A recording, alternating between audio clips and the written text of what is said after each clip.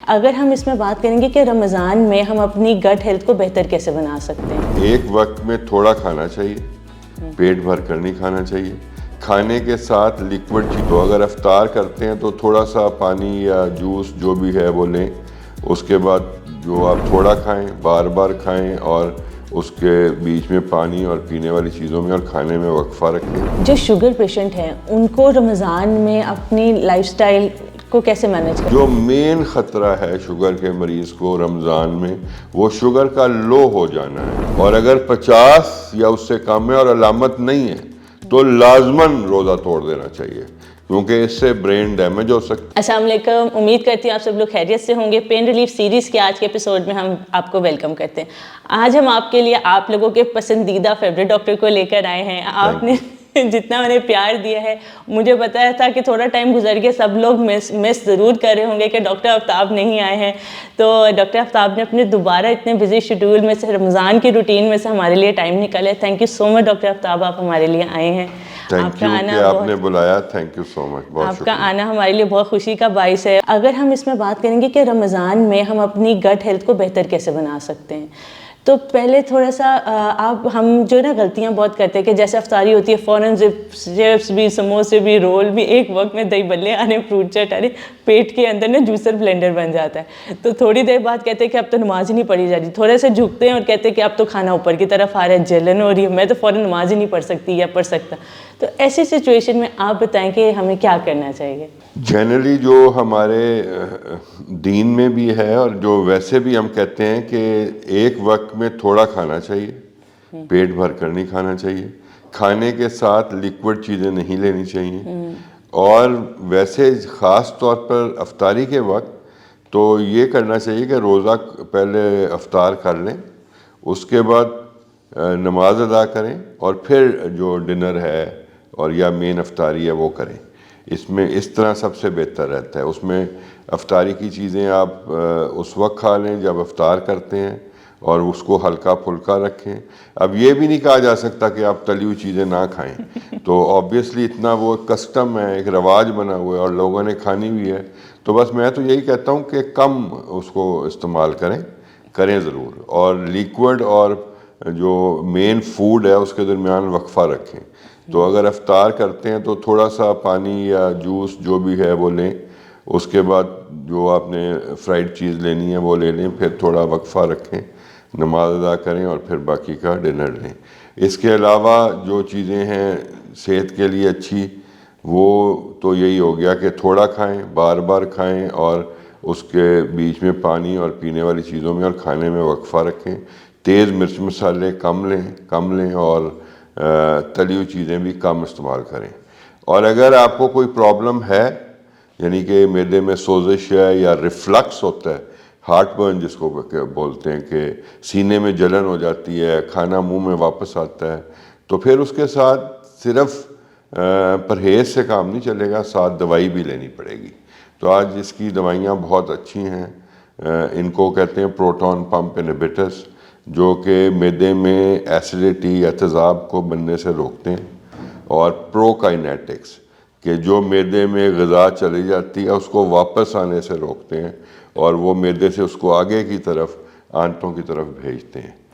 تو یہ ہمیں کب لینے چاہیے پروٹون پمپ انہیبیٹر یا پروکائنیٹکس جو ہیں، افطاری میں یا سحری میں؟ یہ دونوں وقت لیے جا سکتے ہیں، ڈپینڈ کرتا ہے کہ مرض کی جو شدت ہے وہ کتنی ہے۔ لیکن ڈاکٹر کی ہدایت کے مطابق یہ لیں۔ ہاں جی، ڈاکٹر کی ہدایت کے مطابق لیں۔ اگر کسی کو زیادہ شدت ہے تو 2 دفعہ لیں، صبح سحور کے وقت بھی اور شام کو افطار کے وقت بھی، ورنہ کیونکہ مین ہمارا میل اور مین کنسنٹریشن آج کل افطاری پر ہوتی ہے، تو دوائیاں ساری یہ افطاری پہ لینی بہتر ہیں۔ تو اس کا طریقہ یہ ہے کہ کیونکہ یہ عام طور پر پی پی آئی یا پروٹون پمپ انہیبیٹر کھانے سے پہلے لینے ہوتے ہیں، تو آپ جیسے ہی افطاری کرتے ہیں، کھجور کھاتے ہیں یا جو بھی پھل لیا آپ نے تھوڑا بہت، اس کے ساتھ آپ دوائی لے لیں اپنی جو کھانے سے پہلے والی ہے، پھر وقفہ دیں اور اس میں نماز ادا کر لیں، اور پھر جب ڈنر کریں گے تو وہ اتنا ٹائم گزر چکا ہوگا، اور آپ آسانی سے بغیر کسی پرابلم کے اپنی جو رمضان کی تمام چیزیں ہیں وہ پوری کر سکتے ہیں. کیونکہ یہ بہت کامن نہیں ہوتا ہے کہ ہم نے کھایا تھا اب کھانا اوپر کو آ رہا ہے, اب ہم مزید جو فوڈ لورز ہے وہ کہتے ہیں ہم اور نہیں کھا سکتے ہیں, جنہوں نے کھا لیا وہ نہ بے چین ہی رہتے, آگے پھر عشاء کی نماز کے بعد تراویحاں ہو رہی ہوتی ہیں, ان کے لیے بہت سے لوگوں کے لیے کھڑا ہونا مشکل ہو جاتا ہے کیونکہ وہ جلن ہو رہی ہے, اب زیادہ دیر رکوع میں جائیں گے پھر کھانا اوپر کو آئے گا, تو یہ اس لحاظ سے بہت اپنی اچھی بات بتائی ہے. اچھا اب ایک ایسی بھی چیزیں آ گئی ہیں جو پروکائنیٹکس ہیں, جو غذا کو آگے کو بھیجتی ہیں اور واپس آنے کو روکتی ہیں. وہ ونس اے ڈے ڈوزج بھی ہے کہ وہ لینی ہی دن میں ایک دفعہ ہے. اور اسی طرح یہ جو پی پی آئی ہیں, پروٹون پمپ انہیبیٹر, جو تیزاب کو کم کرتے ہیں, وہ بھی ونس اے ڈے ہیں. تو مریض اگر دونوں دوائیاں افطاری کے وقت لے لے گا تو اس کو پھر سحری کے وقت دوائی لینے کی ضرورت نہیں رہے گی. مگر کئی دفعہ شدت زیادہ ہو جاتی ہے اور کئی لوگوں میں یہ ہے کہ کھانے کا شوق زیادہ ہوتا ہے, تو ان کو پھر علامات دن میں بھی رہتی ہیں, تو ان کو پھر 2 دفعہ لینی پڑے گی. اچھا ایک چیز ہوتی ہے, لوگ بہت زیادہ کہتے ہیں کہ ہم نے کھا تو لیا ہے لیکن ہمارا پیٹ نہیں بھر رہا, تو یہ میڈیکل کنڈیشن ہے یا پھر ہمیں ویسے ہی ہمیں زیادہ کھانے کی عادت ہے؟ ایک تو کہتے ہیں نا کہ بھوک تو اب ختم ہو گئی ہے لیکن نیت نہیں بھری, پیٹ بھر گیا. ایک تو یہ سوشل پرابلم بھی ہے کہ ہمیں کھانے کا شوق بہت ہوتا ہے, ہم کھاتے زیادہ ہیں, مگر جب معدے میں سوزش ہوگی تو تب کھانا جو یا بھوک ہے وہ برداشت نہیں ہوتی, تو اس وقت کھانے کے بعد بھی لگتا ہے کہ ابھی بھوک باقی ہے.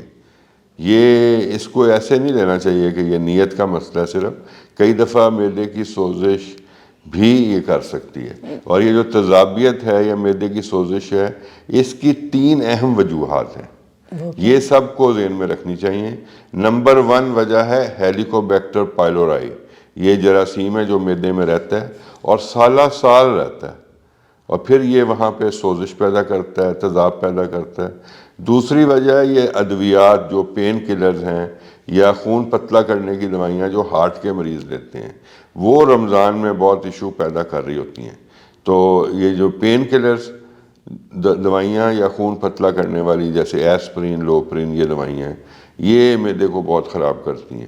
اور تیسری وجہ ہے کہ جب تیزاب ویسے زیادہ بننے لگ جاتا ہے خود بخود, تو اور پھر سٹریس ہے, پھر ایسی جو دوائیاں ہیں جو کہ ہم اس کے علاوہ جو کھا سکتے ہیں اور جن سے معدہ اپسیٹ ہو جاتا ہے وہ بھی ہیں. اور پھر ڈائٹ ہے, ڈائٹ میں اگر آپ بہت زیادہ اسپائسی کھائیں گے, بہت زیادہ گریسی کھائیں گے, تو وہ بھی معدے کو اپسیٹ کرتی ہے. اچھا ایک اور چیز بہت کامن آتی ہے کہ آئلی فوڈ انٹیک کی وجہ سے بہت سے لوگ, اور دن میں بھی نہیں کچھ کھایا تو قبض کی طرف بہت زیادہ چلے جاتے ہیں.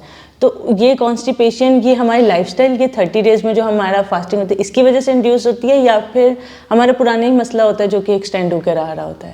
یہ دونوں باتیں صحیح ہیں کہ پرانا مسئلہ بھی چل رہا ہوتا ہے اور ہمارے لائف سٹائل سے بڑھ جاتی ہے. دوسرا یہ ہے کہ اس وقت شروع ہو جاتی ہے. ایک اور بہت اہم چیز ہے, وہ ہے ہمارے جو ہیلدی جراثیم ہیں معدے میں اور آنتوں میں ہوتے ہیں, تو ان کو کہتے ہیں کمینسلز.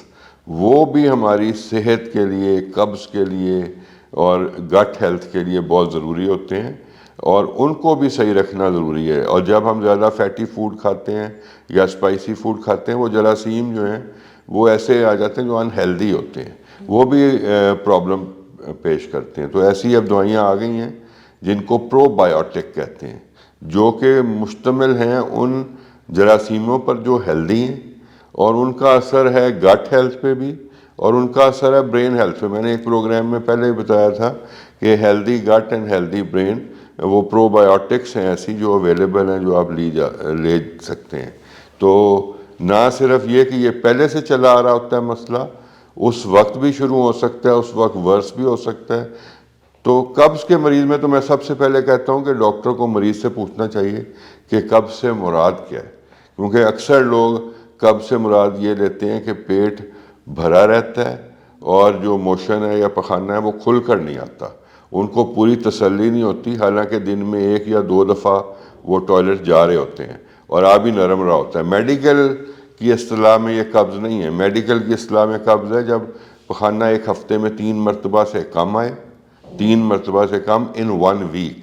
اور دوسرا یہ کہ جب وہ آئے تو ہارڈ ہو, سخت ہو, روڑوں کی طرح ہو, یا بندھا ہوا ہارڈ آئے, تو آپ کو قبض ہے. عام طور پہ قبض جو مریض آ کر بتاتے ہیں تو وہ ہوتی ہے کہ پخانہ تو نرم ہی آتا ہے لیکن کھل کر نہیں آتا اور پیٹ پھولا رہتا ہے. تو یہ ہے فنکشنل باول ڈس آرڈر, ایک بہت ہی عام بیماری ہے. تو اس کا ڈائریکٹ معدے سے تعلق نہیں ہے, یہ آنتوں کا مسئلہ ہے. اس کے اندر پھر ایسی دوائیاں موجود ہیں جو کہ آنتوں کے پٹھوں کو ریگولیٹ کرتی ہیں. اس میں یہ پرو بایوٹکس کا بھی رول ہے جو ہیلدی جرمز ہیں. یہ آج کل اس کے اوپر بہت ریسرچ بھی ہو رہی ہے اور بہت زیادہ ڈاکٹرز اس کو پرسکرائب بھی کر رہے ہیں اور بہت زیادہ مریض اس سے فائدہ بھی اٹھا رہے ہیں. دوسری چیزیں ہیں جو روز مرہ کی, جس میں پیپرمنٹ آئل ہے, یہ پودینے کا عرق. اب یہ بہت ساری کمپنیز یہ پودینے کا عرق کیپسول کی شکل میں لے آئی ہیں اور یہ بھی جو پیٹ پھولتا ہے اور جو حاجت باقی رہ جاتی ہے اس میں بہت ہیلپ فل ہے.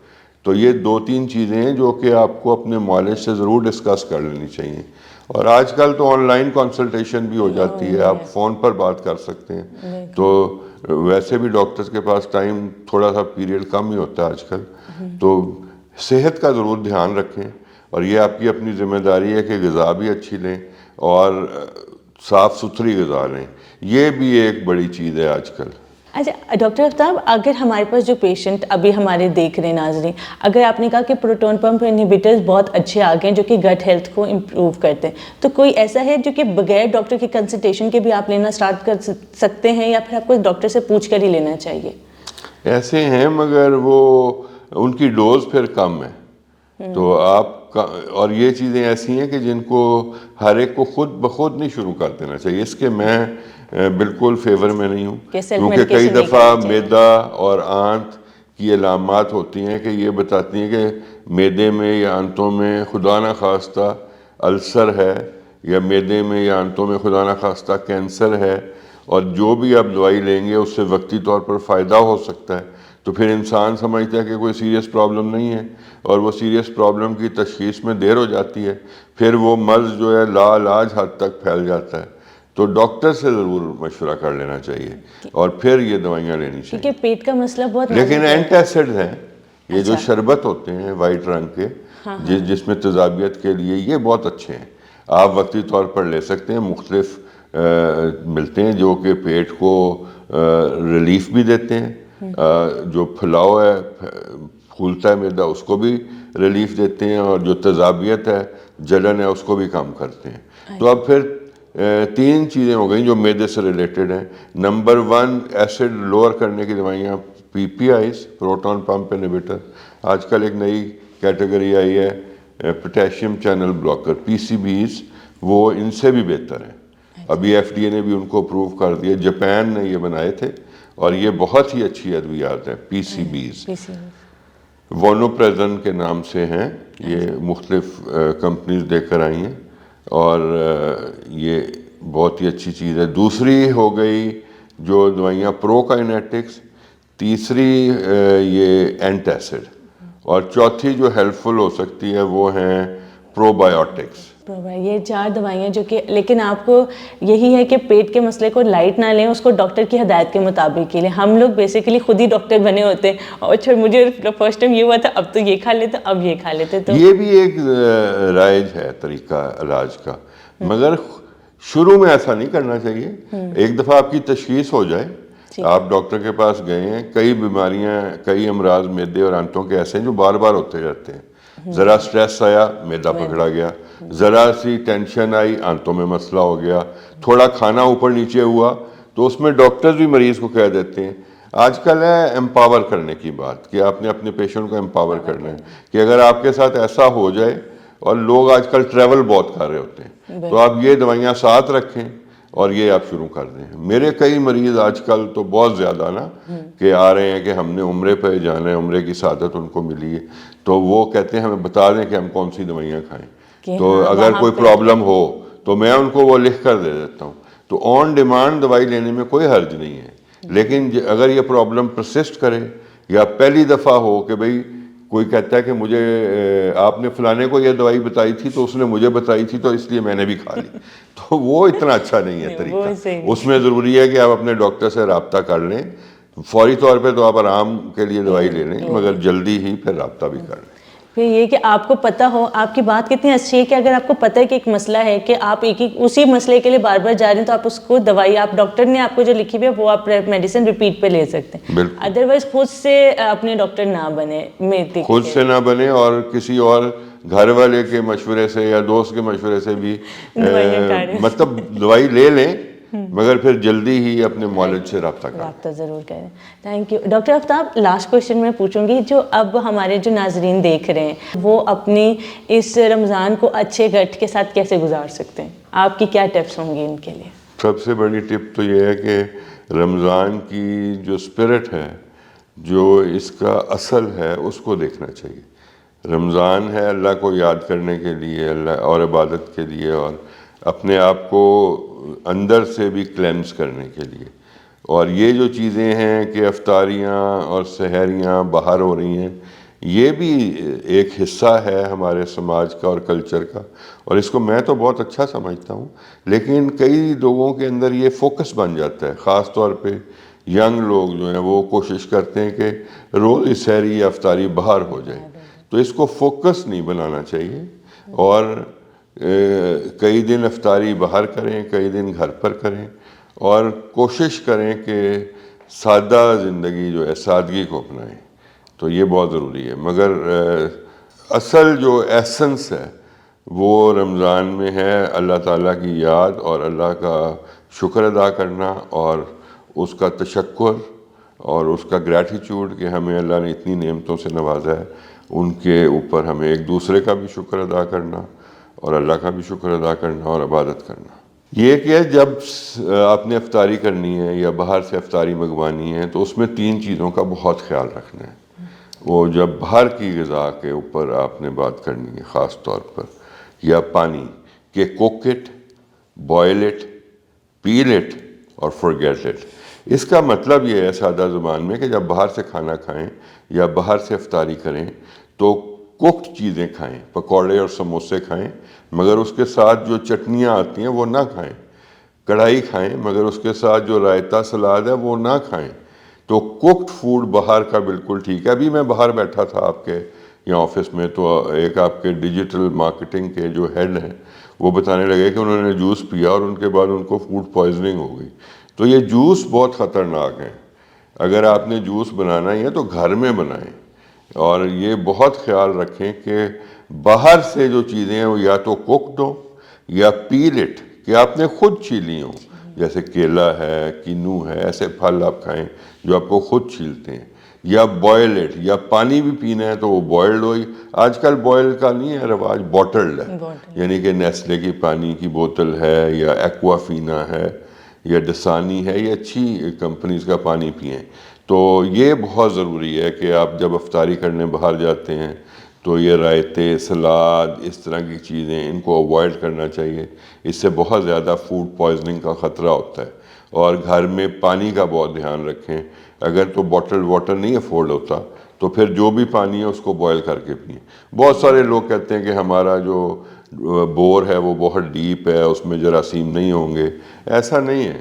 اور خاص طور پہ جن کے معدے سینسٹیو ہیں, جن کی آنتیں سینسٹیو ہیں, جن کو پہلے معدے اور آنتوں کا پرابلم چل رہا ہے, یا جن کو کرونک النیسز ہیں جیسے ڈائبٹیز ہے, جیسے سیروسز ہے, یا ہارٹ پرابلمز ہیں, ان کو خاص طور پہ پانی بوٹل پینا چاہیے یا بوائلڈ. ڈاکٹر آفتاب ایک کویشچن اور ایڈ کروں گی, جو شوگر پیشنٹ ہیں ان کو رمضان میں اپنی لائف سٹائل کو کیسے مینیج کرنا چاہیے, تھوڑی سی یہ بہت امپورٹنٹ آپ نے بات کی. جب میں نے ابھی بات کی تو میرے ذہن میں بھی آیا, یہ تو بات ہم سے بیچ میں رہ گئی. تو شوگر کے مریض کے لیے یہ ہے کہ اس کو پہلے سے تیار ہونا چاہیے, اپنے معالج سے رابطے میں آنا چاہیے.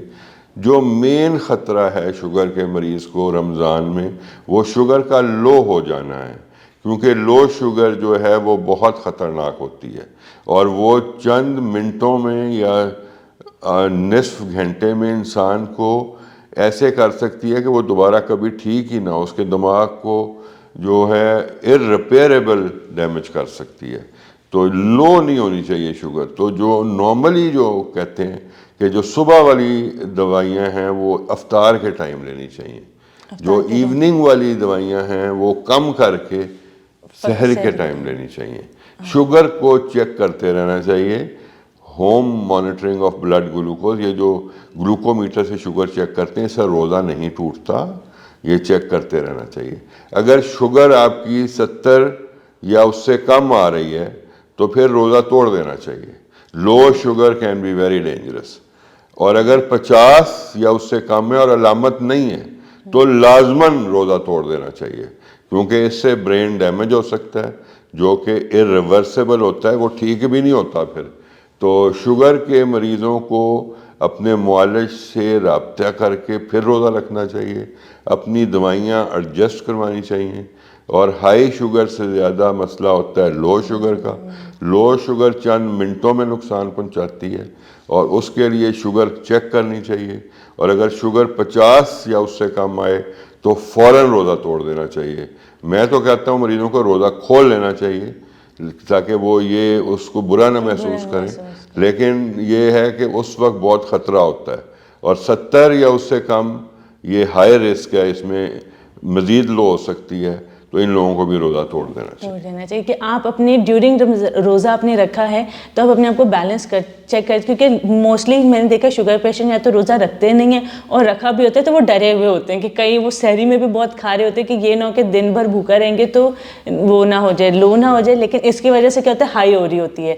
तो ये आपने बिल्कुल सही कहा कि मैनेज करके चलें, दवाइयों को, अपने लाइफस्टाइल को बीच में मॉनिटरिंग। अच्छा, उसमें कोई मसले वाली बात नहीं है। थैंक यू सो मच, बहुत अच्छे से आपने पढ़ा। ये बहुत इंपॉर्टेंट बात थी जो कि डिस्कस होने वाली थी। बिल्कुल। Thank you so much doctor Aftab, शुक्रिया, बहुत शुक्रिया।